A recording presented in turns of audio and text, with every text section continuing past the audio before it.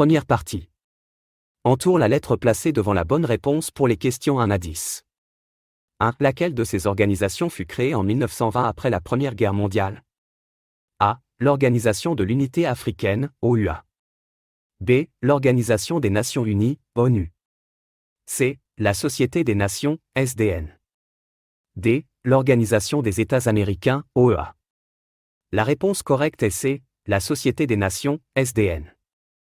La Société des Nations a été créée en 1920 après la Première Guerre mondiale dans le but de promouvoir la paix et la coopération internationale. Elle a été remplacée par les Nations Unies en 1945.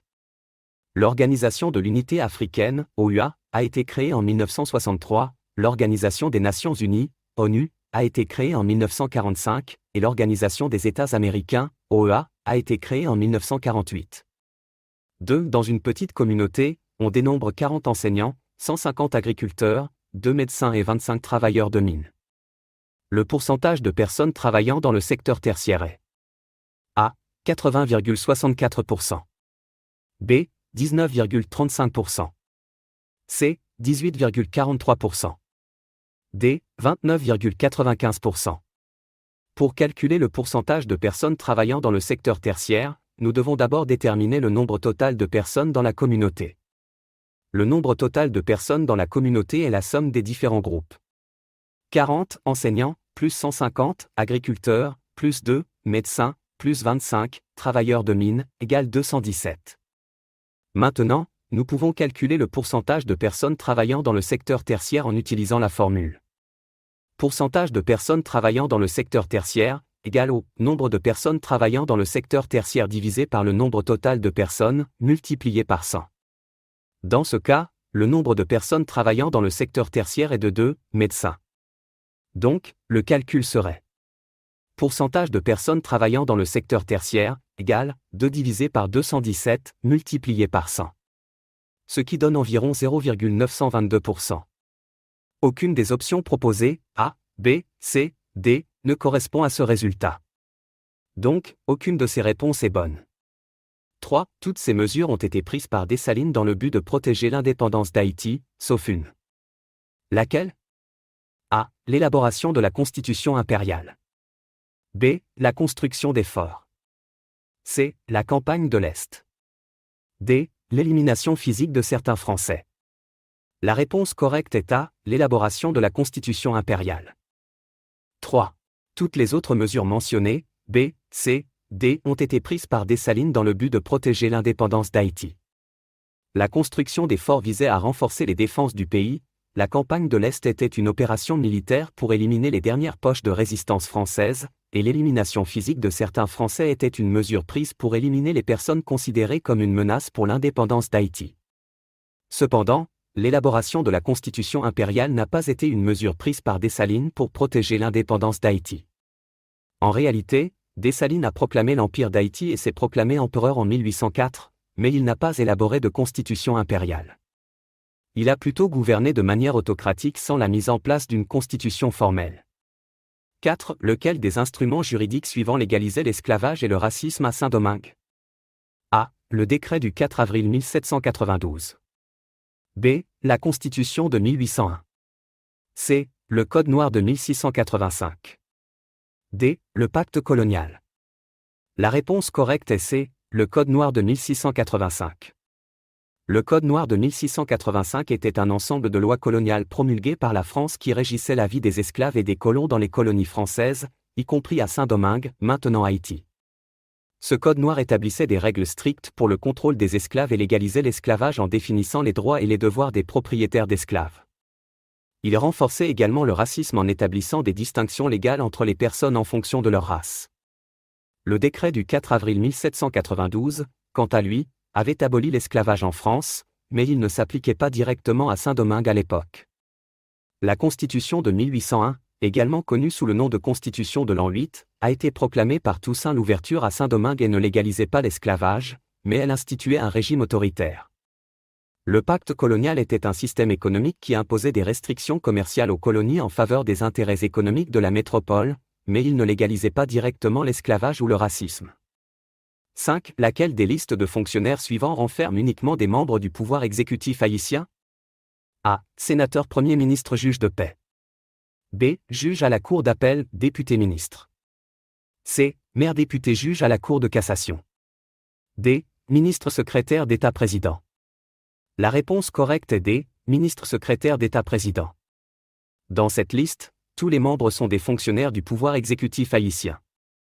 Les ministres et les secrétaires d'État font partie du gouvernement et occupent des postes exécutifs. Le président est également un membre du pouvoir exécutif en tant que chef de l'État. Dans les autres options, A. Sénateur, Premier ministre et juge de paix ne sont pas exclusivement des membres du pouvoir exécutif. Les sénateurs font partie du pouvoir législatif et le juge de paix est un membre du pouvoir judiciaire. B. Juges à la Cour d'appel et députés ne sont pas exclusivement des membres du pouvoir exécutif. Les juges font partie du pouvoir judiciaire et les députés font partie du pouvoir législatif.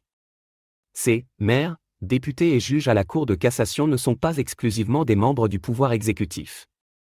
Les maires sont responsables de l'administration locale, les députés font partie du pouvoir législatif et les juges à la Cour de cassation font partie du pouvoir judiciaire. Si, laquelle des personnalités suivantes a trouvé la mort en s'opposant à l'arrivée des Marines américains le 28 juillet 1915? A. Charlemagne Péralte.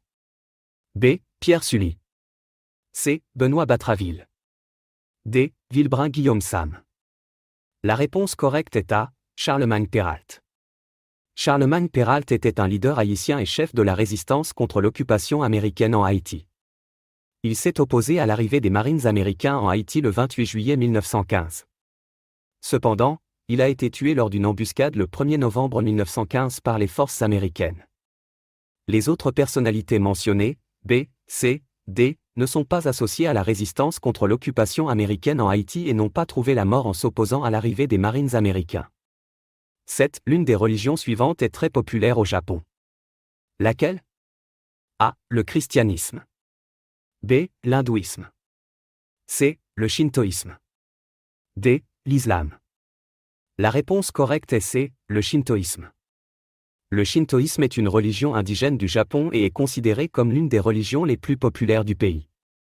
Il est profondément enraciné dans la culture et la société japonaise, et de nombreux Japonais pratiquent des rituels et des traditions shintoïstes. Le shintoïsme met l'accent sur le respect des esprits et des divinités de la nature, ainsi que sur l'adoration des ancêtres. Le christianisme, l'hindouisme et l'islam ont également des adeptes au Japon, mais ils ne sont pas aussi répandus que le shintoïsme. 8. Laquelle de ces organisations renferme uniquement des anciennes colonies anglaises? A. Le Mercosur. B. La CARICOM. C. Le Commonwealth. D. L'OEA. La réponse C. Le Commonwealth renferme uniquement des anciennes colonies anglaises. Le Commonwealth est une organisation intergouvernementale composée principalement d'anciennes colonies britanniques qui ont choisi de maintenir des liens avec le Royaume-Uni tout en étant indépendantes. Il promeut la coopération politique, économique et culturelle entre ses membres.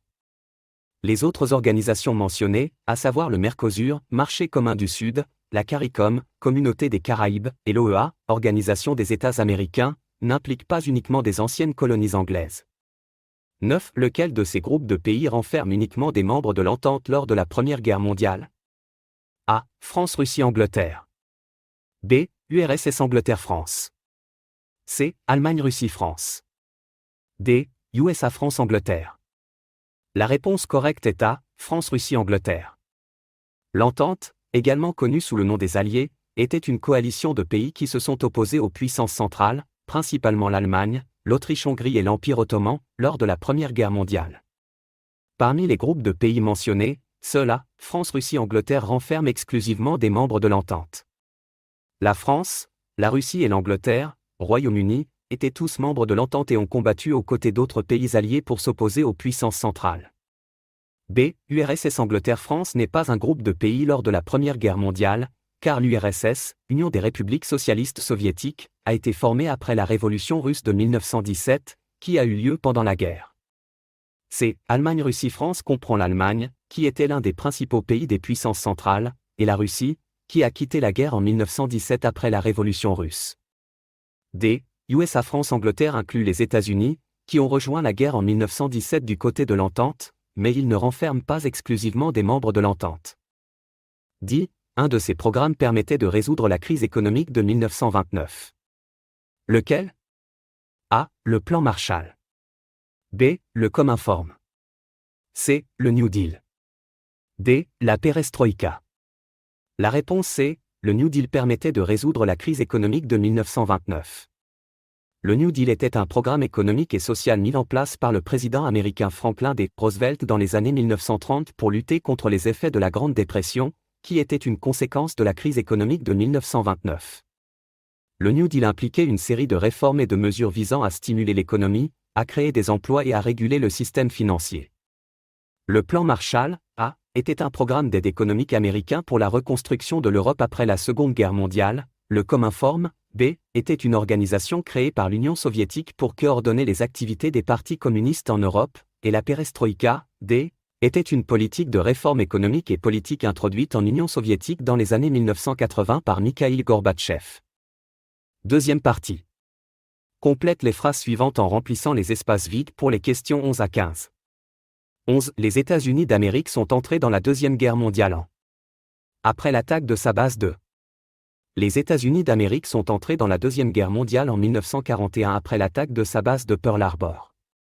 L'attaque de Pearl Harbor a eu lieu le 7 décembre 1941, lorsque les forces japonaises ont lancé une attaque surprise sur la base navale américaine de Pearl Harbor à Hawaï. Cette attaque a causé d'importants dégâts à la flotte américaine et a provoqué l'entrée des États-Unis dans la Deuxième Guerre mondiale en tant que participant actif. 12. Au XIXe siècle haïtien, deux partis politiques se disputaient le pouvoir. Il s'agissait du parti qui avait comme devise « le pouvoir au plus capable » et le Parti national qui adoptait la devise. Au XIXe siècle haïtien, deux partis politiques se disputaient le pouvoir. Il s'agissait du Parti libéral, qui avait comme devise « le pouvoir au plus capable » et le Parti national qui adoptait la devise « l'ordre et le progrès ». Le Parti libéral, également connu sous le nom de Parti libéral constitutionnel, était un parti politique haïtien fondé en 1879.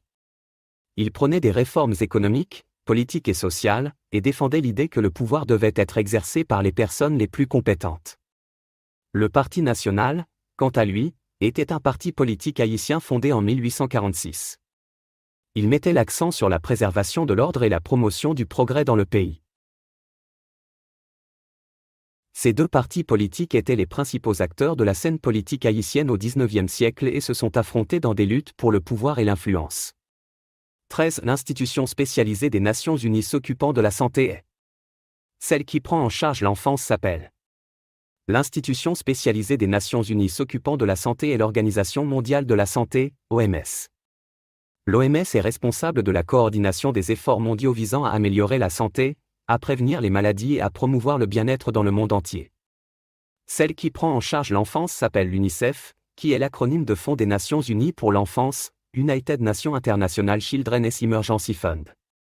L'UNICEF est une agence des Nations Unies qui se consacre à la protection des droits des enfants, à leur survie, à leur développement et à leur bien-être à travers le monde.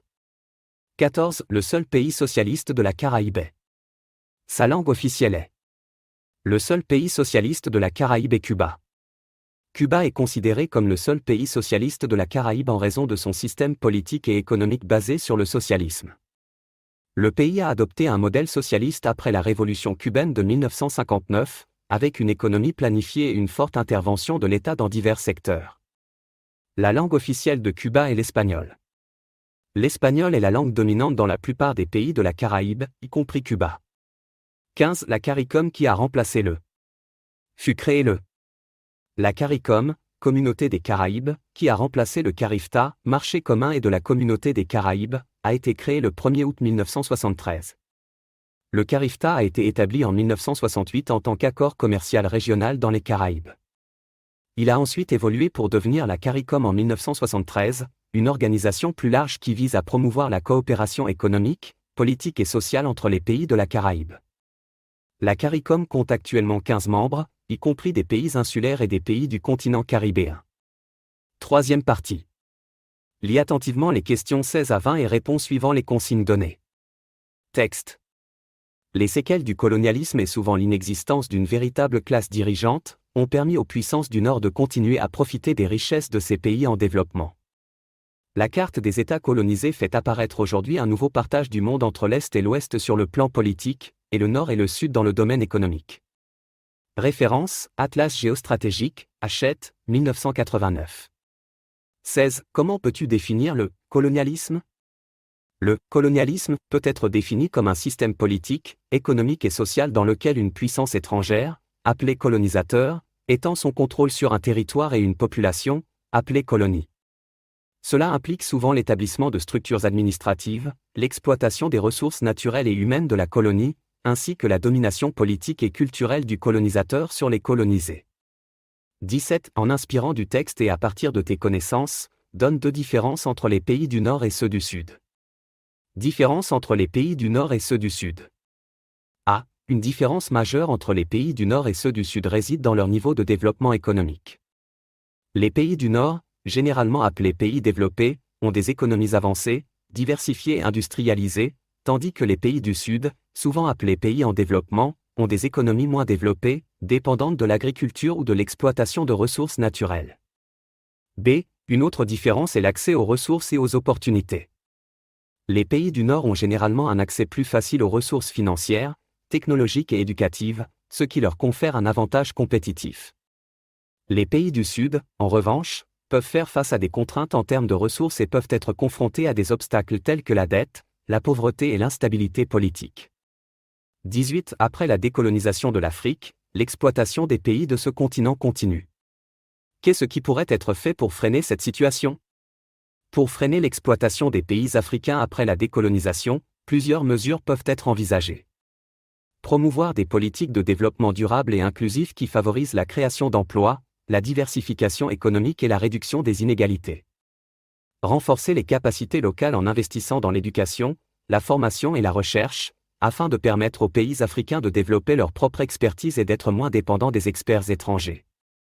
Favoriser les partenariats équitables avec d'autres pays et régions, en mettant l'accent sur le transfert de connaissances et de technologies, ainsi que sur le renforcement des capacités institutionnelles.